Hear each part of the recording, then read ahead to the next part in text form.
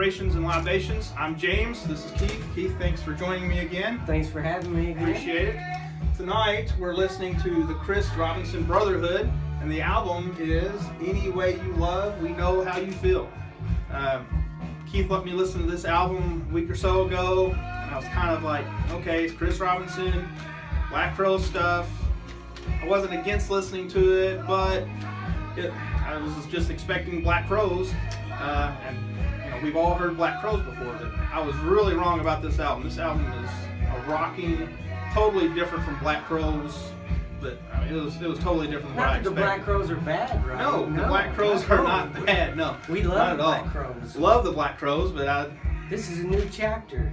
it is. You know. Yeah, it is. And from listening to this album, this is the only album I've listened to, but it's really good, and I'll be listening to more from now on. Well, this is their fourth studio album, and I think fourth, yeah. And it's great.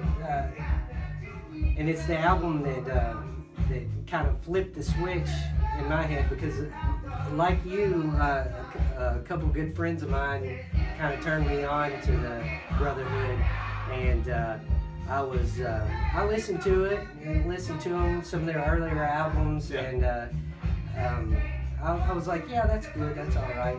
But actually, the song that's playing right now, Narcissist Soaking Wet, it kind of flipped a switch for me. And I heard this and I was like, that's freaking awesome, you know, and just went back and revisited the other albums, totally fell in love with the Brotherhood. I'm a freak. I'm a freak about them now. Had to have all the albums after listening to just that one song, Narcissist Soaking Wet, and which is playing right now. And yeah, ever since then it's been a love affair. I listened to all summer long Magic Door, Phosphorescent Harvest, Big Moon Ritual, and even Betty's Blends, which is their live stuff. It's phenomenal. They're so good live. I saw them in concert back in November. It was great. Yeah. Well, a little bit of debate that me and Keith are going to have about this album, this song in particular, is that I think it's a good song. I like it, but I think it goes on just a little too long. That's just my opinion. The end of the song could have cut out maybe a minute or so, and it would have been just fine. Well, it's not long enough. It's not, well, in his opinion, it's not long enough. In my opinion, again, a minute less would have been great. My favorite song on this album is called Forever as the Moon. That's my hands down favorite song on this album. This album's got everything from rock to some funk, some psychedelic. I mean, this album is all over the fucking place. Yeah, it's their middle of the road, kind of in between, more rocking, because they kind of really get out there with some of their other stuff, which I love, the out there stuff. Adam McDougall, which is the keyboard player, he actually was in the Black Crows as well, there towards the end, and his just keyboard work, you know, he's like David Gilmour. If you're a fan of David Gilmour's guitar playing, he can just hit one note and bend that thing, and it's the sweetest sound and the best sound. And Adam McDougall's the same way. He bends those notes coming off the synthesizer or keyboard, what have you, and it just hits the right tone. Yeah. This song that's playing right now, I hope you're able to hear it just fine. It is again my favorite song, Forever as the Moon. And on the website, they have a nice little video clip for this song, and it is awesome. Yeah, Alan Forbes actually does some of the album artwork. The inner sleeves on this are awesome, and look right through them. Show some of his work here. He does all the drawing and the animation for it, and just all their albums. He does it. He's he does concert posters for a lot of bands and everything, and it's real trippy stuff. Yeah, it is. It's definitely got like a 60s, 70s concert poster vibe to it. I mean, it's real good stuff.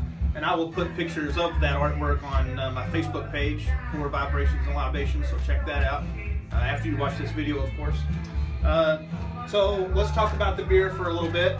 Tonight we've got, is it DuClaw? DuClaw. Yeah. Sweet Baby Jesus. I think DuClaw is like a reference to like the deer. Deer have the DuClaw. Right. So this is a chocolate peanut butter porter. Now I've had friends who have had this before, told me to try it, said it's excellent. I have not tried it, so this is going to be the first time. So we'll see how it goes. It's a porter, so it's going to be dark. It is definitely dark. It's supposed to make you say, want to say Sweet Baby Jesus. Sweet Baby Jesus. So let's see if you say Sweet Baby Jesus.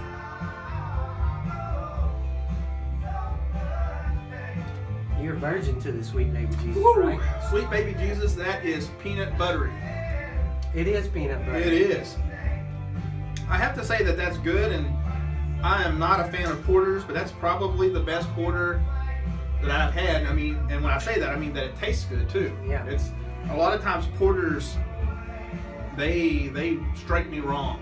Yeah. They don't sit on my tongue right. They do bite you, don't Yeah, they? they do. They do have a bit of a bite, and this one came recommended by a friend too. Shout out to Donnie. It's smooth. It is flavorful. Like he said, ooh, that's peanut buttery, but you know that's what hits you first. But it's not like a peanut butter cup. No, it still has a good beer flavor to it. The aroma has the chocolatey and the peanut butter. You know, it gets in there. Yeah. The aroma of it, it's got a good aroma. Exactly how it's described, it is. I don't know about it if I'm going to say Sweet Baby Jesus, but it is enjoyable. It is good. So what is the alcohol by volume on this? Does it say? I'm looking, and I guess I should have looked It's at on this. the front. It's 6.2%. 6.2. Well, I am a fan of it, so all of the friends of mine who may be watching this and told me to try it, you were right. It's a good porter. I should have tried it earlier. But are you a fan of any other porters? Do you drink porters very often? On occasion, and that's probably what took me so long to drink this. My opinion of porters is about the same as yours. You know, if I'm going to drink something that's as heavy as this, I prefer a stout. Yeah. You know, stouts tend to be a little bit more creamy, a little bit more smooth. Right. This has more of a bite, kind of on the same level as a bad IPA. A porter is for me. Yeah. You know, I put them in the same category, I guess. Yeah. But much like a good IPA that finishes clean, this is a good one. It's well balanced. You know, all the flavors are right there. Mm-hmm. You know, I could sit and sip on a few of these. Yeah. It would be a good dessert beer. If you had a good heavy meal and you wanted something a little sweet, this would be a great thing to drink. So I like it. I would probably buy more of it, and I would probably, if I saw more from DuClaw, I would try it out. So that's one of the things as we go further into this little experiment here on the YouTube channel, is trying stuff that I haven't tried before. I've tried lots of craft beers, tried lots of bourbons, and I'm kind of to the point now. I'm like, okay, I have been afraid of this in the past, but I'm going to try it. So maybe it'll lead me into something different. So You gotta have an open mind, right? you got to have an open mind. You know, people, you know, use the term beer snob. Oh, you only like this kind, you only like that kind. Well, yeah, I was in that for a while, but now I've tried everything that I know I like over and over again, and it's time to open up the mind and open up the palate a little bit for the taste of the beer. So Right. I'm willing to try anything. I think it's just exciting, like the first time you've tasted it's right here for everybody to see. yeah, this is the first time. So I was a little scared because I was like, it's a porter. I'll try it. Probably not gonna like cheated. it. I had one a few days ago, but I couldn't wait. I mean, it was sitting there in the fridge. Right. It's sitting there. It's made to drink. Right. I mean, what the shit? You gotta drink it, right? I mean, it's sitting there, it's staring at you in the face. Every time you open the refrigerator, oh, there's that sweet baby Jesus. Okay, I'm gonna drink it. You gotta do it. So again, I will post pictures of the artwork inside the album sleeve here, and it's really neat stuff. If you've listened to them before and you're not aware, they're going to be, what did I say? They're going to be in Lexington on March 25th at Manchester Music Hall. And then actually the night before that, they're going to be at Bluegrass Underground. That would be a really awesome show. I don't know if you've ever seen anything from Bluegrass Underground or not, but it's basically a concert underground in a cave. What cave is it, do you know?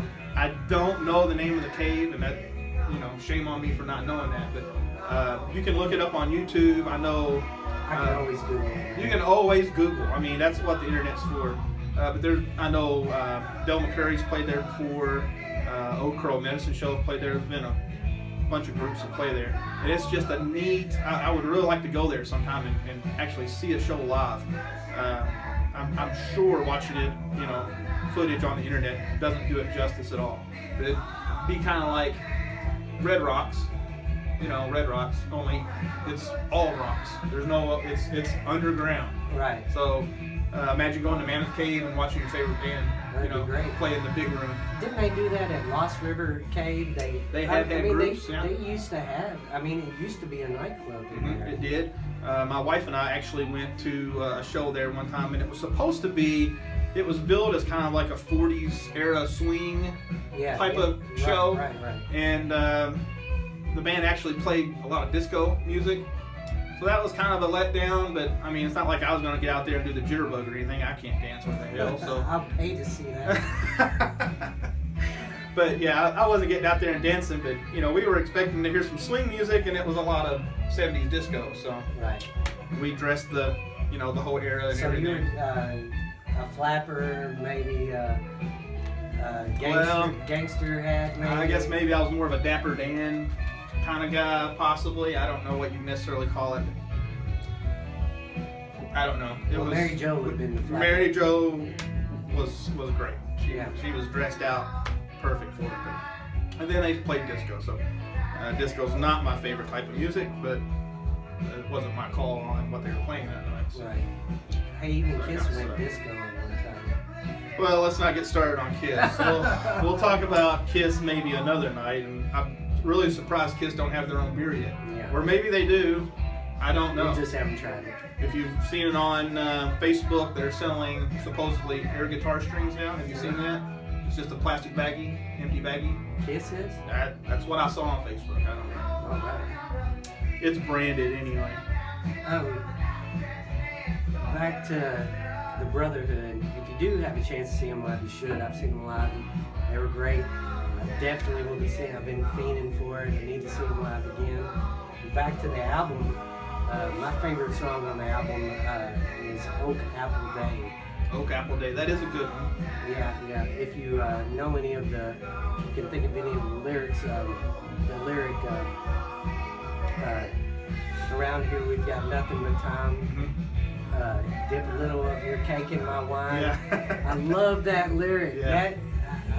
That made me fall in love with the song because dip a little of your cake in my wine. I mean, that's, you're having a cake, I've got some wine, you're having a good time, I'm having a good time. Just put it in there, buddy. Let's have a better time. I mean, that's just a good sentiment. And then the name of the album, Any Way You Love, we know how you feel. What better sentiment can that be? This, who cares who you love? Right. Just love, Exactly. It's a great sentiment. Yeah, it is.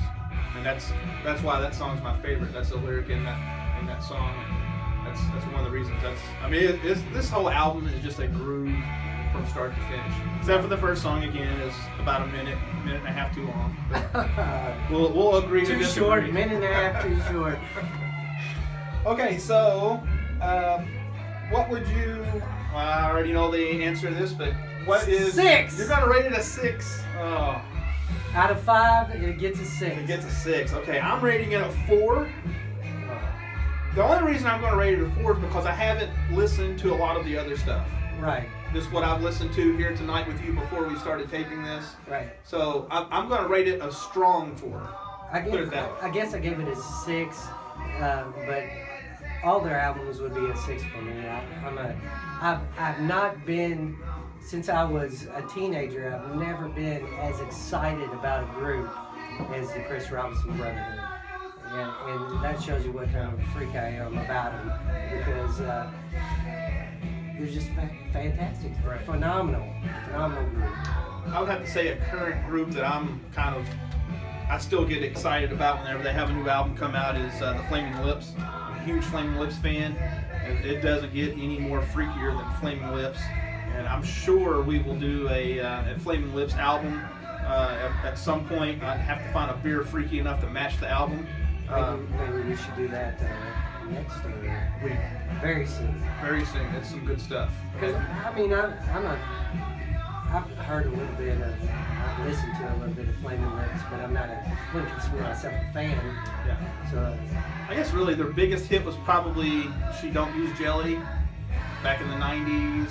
you have to sing a little bit of it before. No, we won't I don't go know that if you far. know this about James, but he used to be a lead singer of a band back That is in the true. day. Tim Blizzard Dog. Yeah. One of the greatest Shout out. guitar players ever was in that band, Jared. Shout out to Jared. Shout out to Aaron. Shout out to Jason Doyle. Shout out to Jeff Centracchio, who was also a member of that group for a while. Also a great guitar player. Also a great guitar player. Excellent bagpipe player, so I hear. Yes, absolutely. All right, so I'm at the end of my beer, and we're at the end of this song, so I think we're going to cut this installment now. Thanks for watching. Again, check out Vibrations and Libations on Facebook. We're on Tumblr.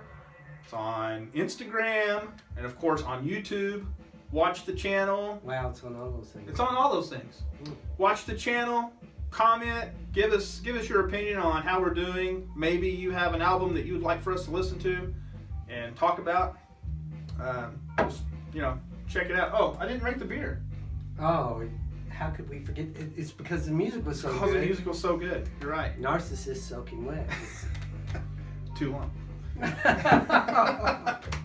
Okay, so the Sweet Baby Jesus. Let's get to this before we go.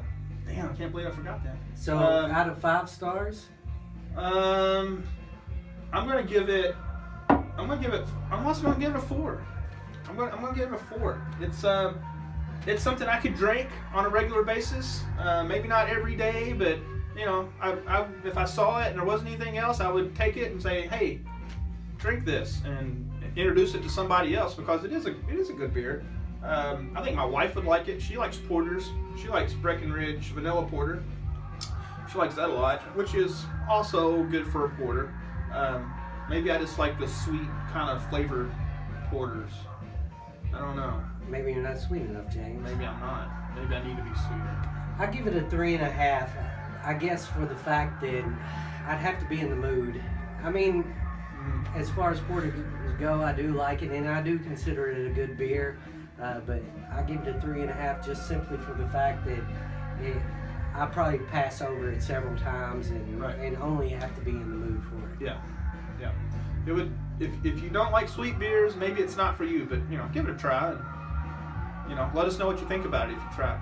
So now we will end this. That we've rated the beer and rated the album. So thanks, Keith. I appreciate your time, and thanks for joining me again. I appreciate it a lot. Yep. All right, so I'll come back as many times as you have me. Hey, every time, man. Every time. Until you're tired of me. I don't think I'd ever get tired of you. Get out of my house, Keith. I don't think I could ever get tired of drinking beer and listening to music. So I can't either. no. So thanks for watching, and until next time, stay classy, guys, as Ron Burgundy would say.